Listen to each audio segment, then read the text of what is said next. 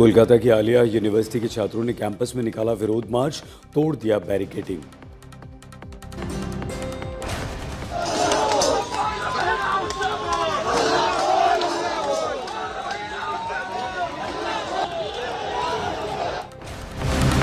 कोलकाता में आलिया यूनिवर्सिटी के छात्रों का जबरदस्त प्रदर्शन, नारेबाजी, वक्फ कानून के खिलाफ नारे। मुंबई में एआईएमआईएम का विरोध प्रदर्शन, वक्फ को लेकर तनातनी। मुंबई में प्रदर्शन में वारिस पठान ने की नारेबाजी, दिखाए वक्फ कानून के खिलाफ पोस्टरबाजी, हिरासत में लिया गया।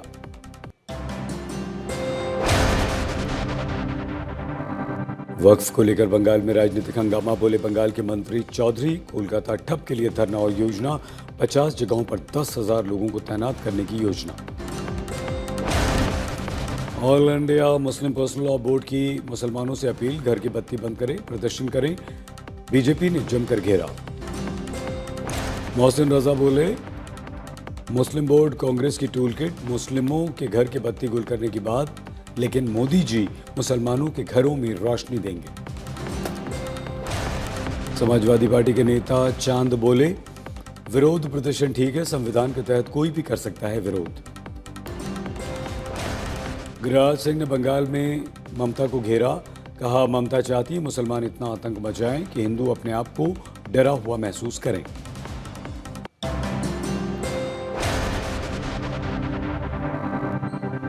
बंगाल में बस से भगवा झंडा हटाने के मामले ने पकड़ा तूल, बंगाल बीजेपी ने वीडियो जारी करके कहा पुलिस देखती रही, राम के नाम का झंडा उतार दिया गया।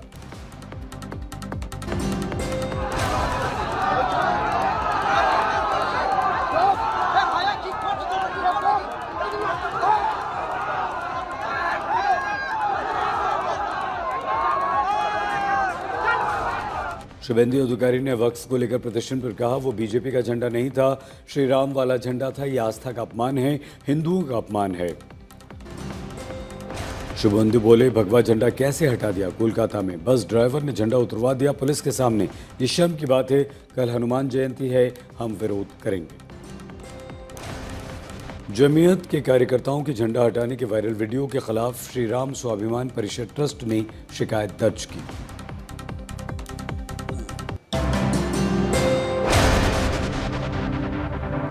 वक्फ पर प्रदर्शन पर बोले सुकांता मजूमदार, वक्फ कानून तो पूरे देश में लागू हो गया, बंगाल देश से बाहर नहीं है, ममता चाह रही हैं कि वहां हिंसा हो।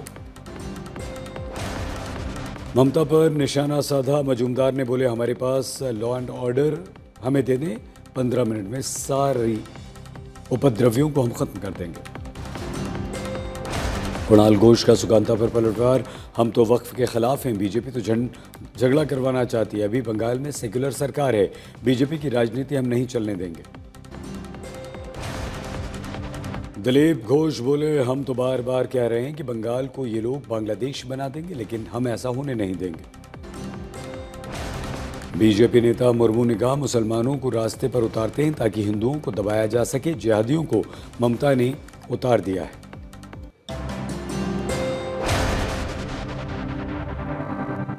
लोगों की भीड़ लेकर नीतीश से मिलने पहुंचे कन्हैया, तोड़ी पुलिस की बैरिकेडिंग, सीएम के घर का घेराव किया, कन्हैया को पुलिस ने हिरासत में लिया।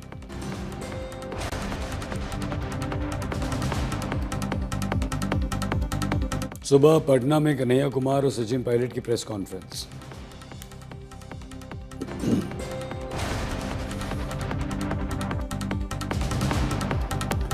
कन्हैया और सचिन पायलट ने प्रेस कॉन्फ्रेंस करके बिहार सरकार को घेरा, युवाओं को रोजगार देने का मुद्दा उठाया। कन्हैया बोले बेरोजगारी और पलायन के मुद्दे पर मुख्यमंत्री नीतीश गंभीर नहीं है, बीजेपी और जेडीयू युवाओं को नौकरी नहीं दे रहे। पटना में गांधी मैदान में प्रशांत किशोर की बिहार बदलाव रैली, 4 बजे कार्यक्रम, भ्रष्टाचार, पलायन, बेरोजगारी मुद्दा।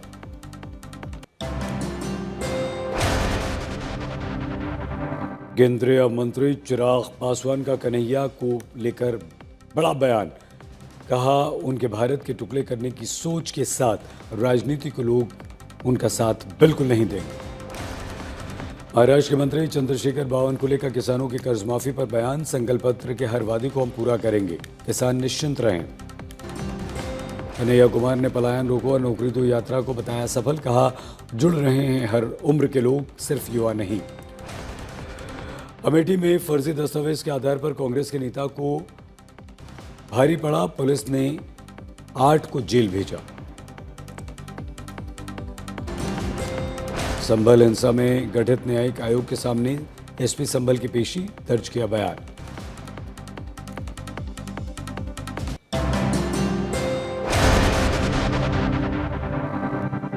वाराणसी से पीएम मोदी ने पूर्वांचल को दी 3,880 करोड़ रुपए की सौगात, कहा मैं काशी के प्रेम का कर्जदार।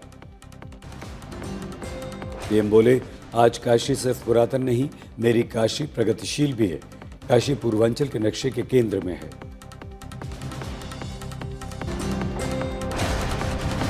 आज काशी सिर्फ पुरातन नहीं, मेरी काशी प्रगतिशील भी है। पीएम बोले पूर्वांचल में सुविधाओं का विस्तार हो रहा है। पीएम बोले आज भारत दुनिया का सबसे बड़ा दूध उत्पादक देश है, किसानों की सफलता है।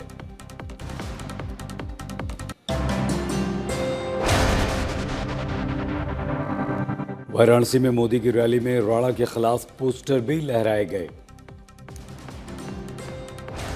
सीएम योगी ने पीएम का आभार व्यक्त किया, बोले 11 वर्ष में काफी बदल गई काशी।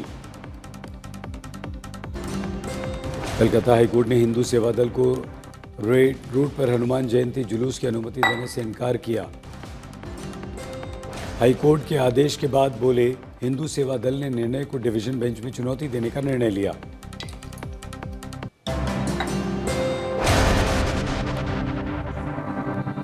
दिल्ली में आतंकी तहव्वुर राणा से एनआईए की स्पेशल टीम की 1.5 घंटे से पूछताछ जारी। अजीत पवार ने राणा पर कहा हमला क्यों किया, कारण बताओ, पता चलने के बाद अपना लाइन ऑफ एक्शन क्या होगा, क्या करने के बाद सुरक्षित रहेंगे ये देखेंगे। राणा के प्रत्यर्पण पर सुप्रिया सुले बोली हम स्वागत करते हैं, भारत में अपराध करके भागी किसी भी व्यक्ति को वापस लाया जाना चाहिए। भूपेश बघेल ने तहव्वुर राणा पर कहा कांग्रेस ने नींव रखी इसलिए राणा वापस आया।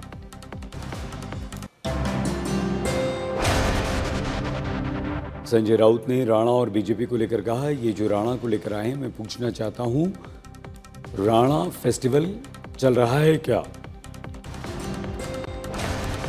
संजय राउत बोले मैं अमेरिका ने भेजा उसको 16 साल के बाद, हमले के पीछे पाकिस्तान था, पुलवामा पर जांच करके अच्छा होता, लगता है बिहार चुनाव तक राणा फेस्टिवल चलेगा। वो राणा लाया है तो क्या तहव्वुर राणा,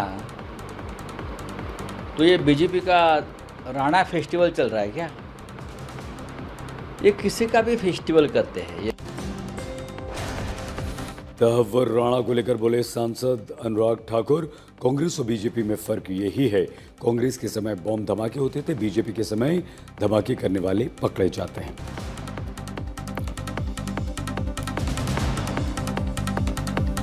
डिम्पल यादव बीजेपी ने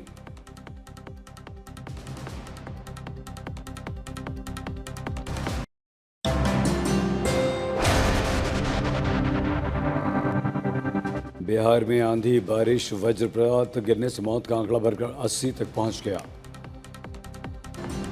बिहार के नालंदा में अकेले 23 लोगों की मौत, नीतीश कुमार ने 4-4 लाख रुपए के मुआवजे का ऐलान किया।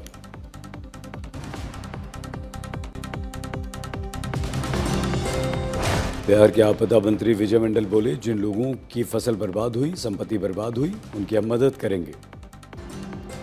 सुपौल में 2 दिन में तेज हवा, बारिश, ओलावृष्टि ने किसानों की फसलों को तबाह कर दिया।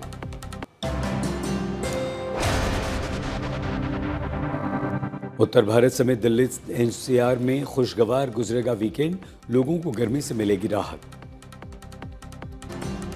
दिल्ली एनसीआर में बारिश की संभावना, तेज हवा चलने का भी अनुमान। बिहार यूपी में तेज हवाओं और गरज के साथ बारिश की संभावना। राजस्थान में भी बारिश की संभावना, आईएमडी के अनुसार 2-3 दिन तक कई जिलों में आंधी और बारिश। उधमपुर में बारिश से बदला मौसम, लोगों को गर्मी से मिली राहत।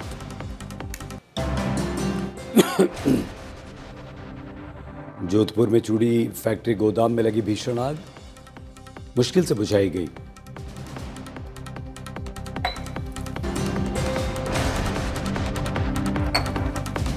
देहरादून के बाजार में दुकानों में भीषण आग, आसमान में दिखा धुएं का बड़ा गुबार। मध्य प्रदेश के धार में पाइप फैक्ट्री में भयंकर आग लगी, आसमान में छाया काली धुएं का गुबार। बैतूल में शराब दुकान पर हंगामा, दाम को लेकर मारपीट, वीडियो वायरल। सूरत में चोरी करने के आरोप में मां बेटी को सिक्योरिटी गार्ड ने मिलकर पीटा, वीडियो वायरल। लखनऊ विश्वविद्यालय में 2 छात्र गुटों के बीच वर्चस्व की लड़ाई ने हिंसक रूप लिया।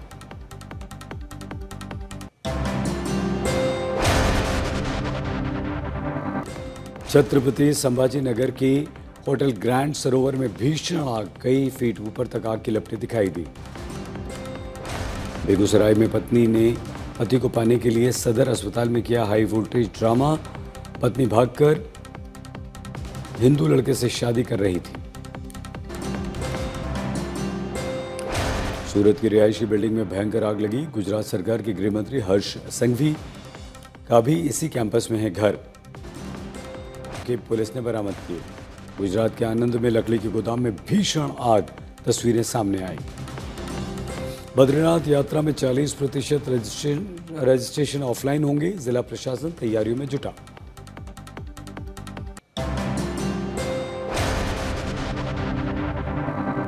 आईपीएल में दिल्ली का विजय रथ जारी, बेंगलुरु को 6 विकेट से हराया, लगातार चौथी जीत। पहले खेलते हुए बेंगलुरु ने बनाए 7 विकेट पर 163 रन, 13 गेंद बाकी रहते दिल्ली ने हासिल किया लक्ष्य। केएल राहुल ने नाबाद 93 रन बनाए, जीत दिलाई। स्टब्स ने 38 रन बनाए। कुलदीप यादव और विपराज निगम ने 2-2 विकेट लिए। आज चेन्नई का महत्वपूर्ण मुकाबला चेपॉक स्टेडियम में होगा।